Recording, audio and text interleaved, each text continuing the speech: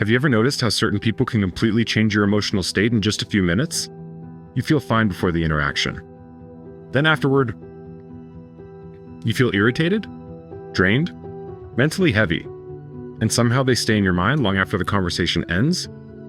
That's why Stoics treated emotional control like protection, not performance, because difficult people rarely only affect the moment. They affect your nervous system afterward. Most people miss this next part. Difficult people often create emotional instability slowly. Not through huge conflict, through repetition, subtle pressure, passive aggression, tone changes, small disrespect, emotional unpredictability, and over time, your mind starts anticipating tension before conversations even begin. That's when emotional exhaustion starts becoming part of your identity.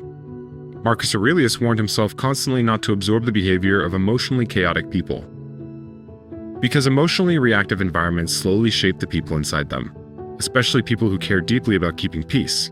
That's why Stoic calmness is not emotional suppression. It's emotional separation, the ability to stay connected to yourself while someone else loses connection to themselves.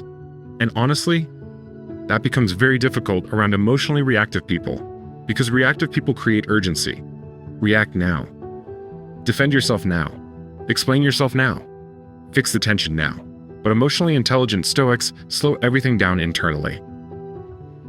They pause before emotionally attaching themselves to the interaction.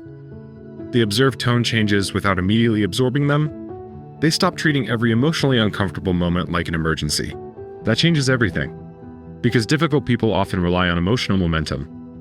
The faster you react, the easier you become to emotionally steer.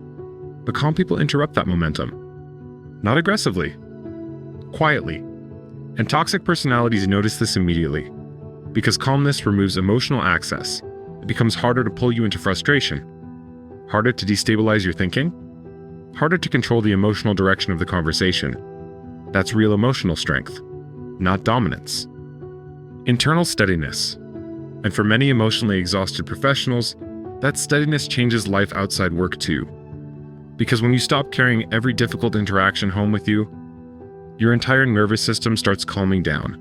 You sleep differently, think differently, feel lighter mentally. That's why Stoicism matters here. Not as philosophy, as psychological protection, a way to stop emotionally reactive people from quietly controlling your inner state.